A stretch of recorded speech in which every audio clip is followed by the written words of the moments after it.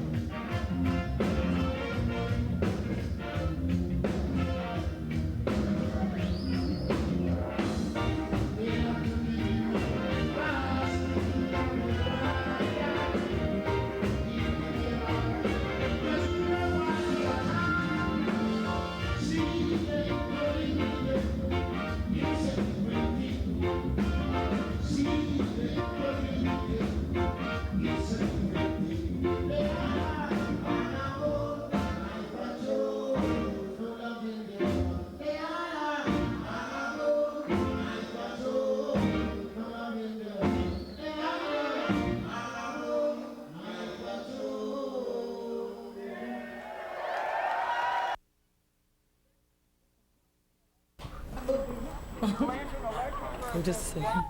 Okay. Okay.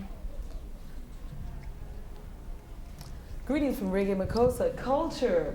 Great show. Yes, I. Mashed it up. Thank you. You know, it's so nice to see that the Rastafari is still kept in the music with all the dancehall craze that's going on. Yeah. Never give up.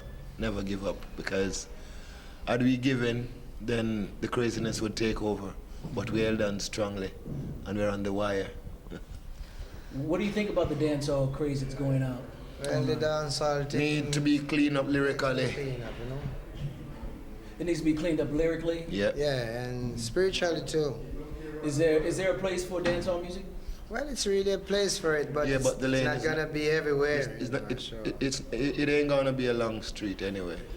It seems like, you know, it felt so much prayer in your music. It just felt like prayer.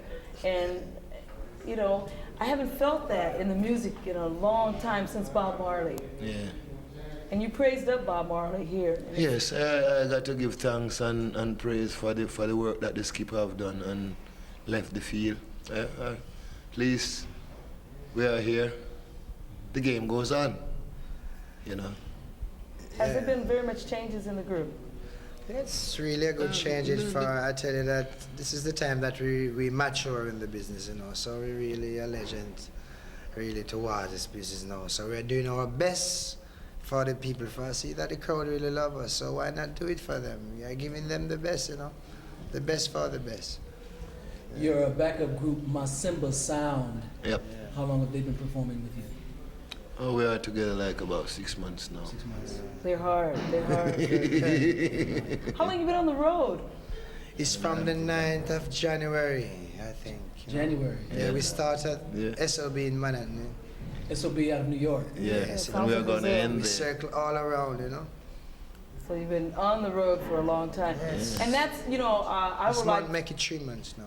I would like to clear up about Hawaii, why you didn't make the show in Hawaii. I know you retired. It was a long way. That's right. You see, Let's talk about you it. see, I am really delighted to talk about Hawaii because, you know, for the benefit of my fan, I truly would like to apologize with my hat off to my fans. Yes. Now, with all respect to my fans, I'm very, very sorry that I didn't really get to make it. But at the same time, it must be understood that sometimes some arrangement that are made on the back of the artist without the artist even knowing what's the intricacy, we are got to get from to go to where the time that we were appointed to go to Hawaii, which was all unknown to us, we were like on the other side of America, just finishing work like 3 o'clock this morning to get up like 6 o'clock to catch a flight, to get off the flight and to get on work 8 o'clock the same night. It wasn't possible because we are a human being. It is left in the booking agents, you know, responsibility to see and to take in consideration that we are human beings and we can do a good work, but when your body is rested, you know. I apologize very much to my fan again, but at least we are still here. We'll make it one day. Yes, 12 and, hours. yes, and Yeah. we really told him, the booking agency, that it's not possible for And we us told to them really days before. do that show from You know, days before, about days 8 before. days It's either before that- that show, you know. It's either that they are going to cancel something on the American side to get a day rest to get ourselves prepared for the driving to the airport from the corner that we were, you know, because we were nowhere near even Atlanta. We were way out in the remote section of America, and then to risk another 10 or so hours drive to reach to the departure point. It was very ethnic, you know, and it was so ethnic that we couldn't handle it, and that's how it is, you know. But with no disrespect to our fans, why we didn't make it, you know. I'm very sorry that we weren't there. Therefore, if they plan it again, you know, the next time we will come with all our mind. Had it been planned with discretion, the people would have had what they are to get. Because it was a long ways. It was a 12-hour drive. Yeah. in the Yeah, we're first really place. sorry of that show too. Yeah, You know. We're yeah. so really sorry, but we were because we really too wanted tired to, for we that really show. wanted to get there and smash it up, but it was you know. Well, It's you very- smashed it up here tonight. Yes, and it's very It's important. really The- nice to know that we could be there. You know. The Hawaiian show is very important because I know a lot of people are going to be saying things, and I feel too personally that it was a long, long flight and it wasn't planned properly. So, to all the fans of culture, again, now you know exactly what happened. Yeah, I'm feeling so intelligent to sit and talk about this point of disappointment because not ever in our career we have ever forfeited any contract, and that's why our name's been floating on legendarily without any blot or blemish. And let's hope that wouldn't be one, that shouldn't be one. What's the message? And where is reggae music going in the 90s? Forward, forward, of Going course. to the top. Forward, of course. We are coming for a faraway land, heading for the Father's land. And we are like in the armpit of hell, crossing over. We are in the middle of the Red Sea. They are coming after us, but the journey before us is short, but it is hectic. So we got to persevere with faith, strength, love, decency, and dignity to reach there, because there's a goal for reggae, just like any other music. Truth. For the only way you could get to communicate with each other is through the music, And it's helping to refresh your memory of the past or the future to come. So Even abstain the reggae youths. music is really a matches Even and a abstain. blessing to the poor people, even the rich too. It's The way I see for reggae all of music, us, so we have to enjoy it. Just come together and dance for the 90s. You have a couple of albums out Yes, Yeah, two yeah. on the chart now. right now, and one of the songs on it that I particularly like is a song called "Good Things." Good things. What inspired you to write that? Well, I write that with the consideration of young school children on my heart, because taking into consideration, there are some things that people look and say, oh, that's vanity.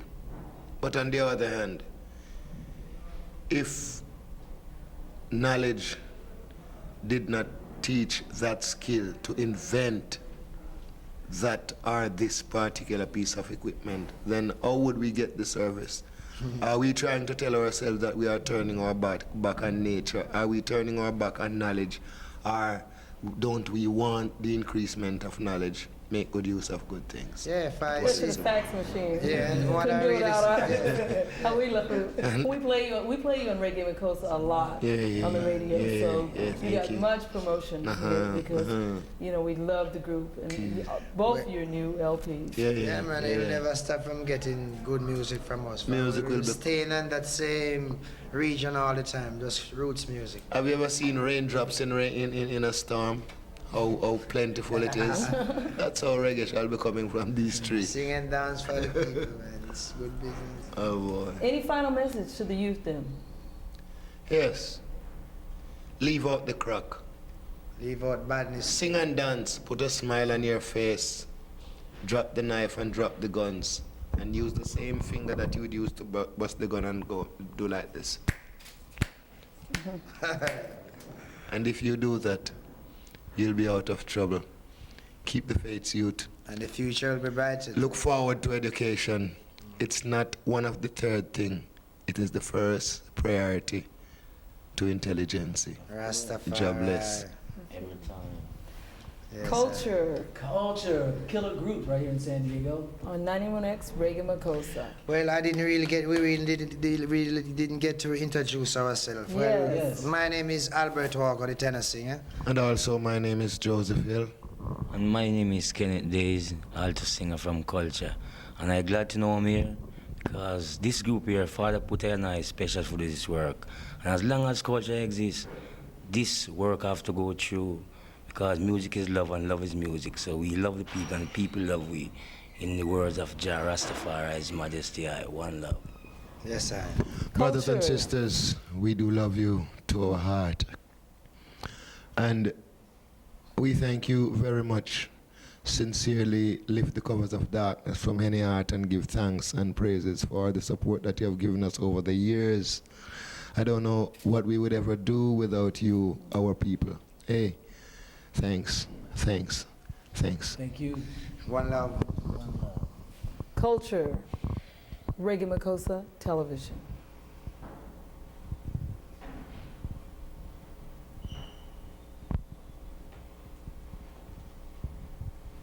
Reggae Makosa. Okay. Watch.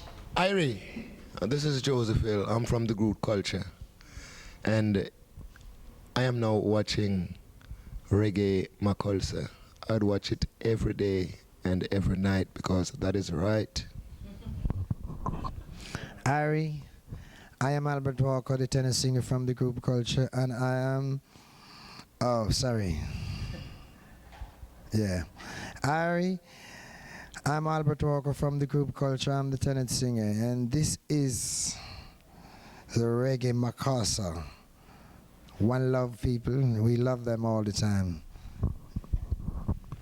And when you say it, okay. Hi Reggae fans, this is Kenneth from the group Culture. When I at this station, I listen to Reggae Masiga, Reggae Makosa. One more time.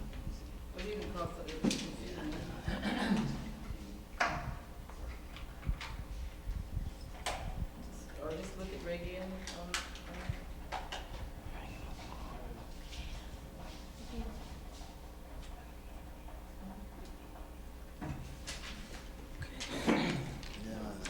That's the name of the TV show.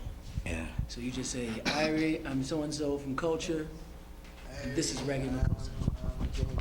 Irie, I'm Kenneth Days from the group Culture. When I'm in this town, I listen to Reggae Makosa. Music make you madly, madly, madly, madly. One love.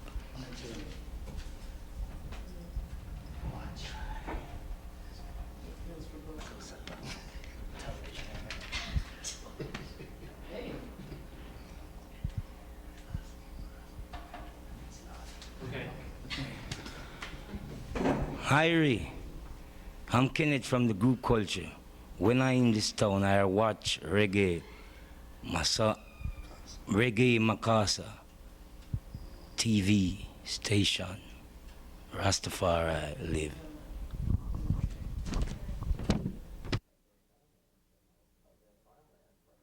Their farmland for housing or whatever at very high prices because they can't afford to hold on to it as farmland.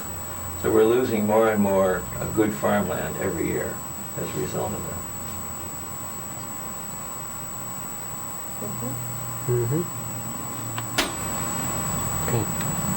Okay. Well, of course, it's a very difficult problem that I've been discussing. It's not one that lends itself to simple answers, obviously. So the land trust is an effort in a small way, you might say in a microcosm way, to find a local solution in a practical local way to this problem. In a local situation, a land trust can, if it owns sufficient amount of land, have a significant effect on the price of land in that area. But you have to start relatively small and grow. We estimate that if we were able to own as much as 10% of the land in our area, in our bioregion, that we might very well be able to control enough of the price of the land so that everyone that wants to live here would be able to afford to live here. That's just an estimate on our part. So what we've done is to start in a small way, a beginning of that. And the land trust, after it formed itself as a nonprofit corporation, purchased the first piece of land from the family that I discussed, which owned 10 acres of land. So now the land trust owns 10 acres of land, and there are 4 families living on that land. The second tract of land that we bought just a couple years ago is a 21-acre tract of land. And on that tract of land, we've now built 12 units of housing, and we have 10 families living there. And we plan to build another 6 units of housing there, and so we'll have 18 families there altogether. We're now negotiating on a third site, which will be a 125-acre piece of land, and we'd hope to house as many as 60 families on that land. And it will also include commercial land. So the land trust starts small and it grows. The sites of land that it owns or buys are not necessarily contiguous at all. They can be anywhere within that bioregion that I'm discussing. It has nothing to do with having to own contiguous pieces of ground. But in the process of creating this, the land trust has to find solutions to a number of problems. The main ones are financing. How do you finance the cost of all of this? And the answers to that are not simple. They're complex and they're multiple. For example, we were able to negotiate the first tract of land that we have, the 10-acre tract that I referred to, by the fact that the family, in this case, was very interested in solving the problem that I discussed. And in order to do so, they were willing to make concessions financially. They were willing to give us a good price on the land at the time. It wasn't a very low price, but it was a good price for that particular tract of land. More importantly, they were willing to take back a mortgage on the land so that we didn't have to go to a bank to get a mortgage, and they were willing to take back the mortgage at a low interest, which was the most important. So we were able to buy the land with very little money down, and most of the money being taken back as a second mortgage on the land.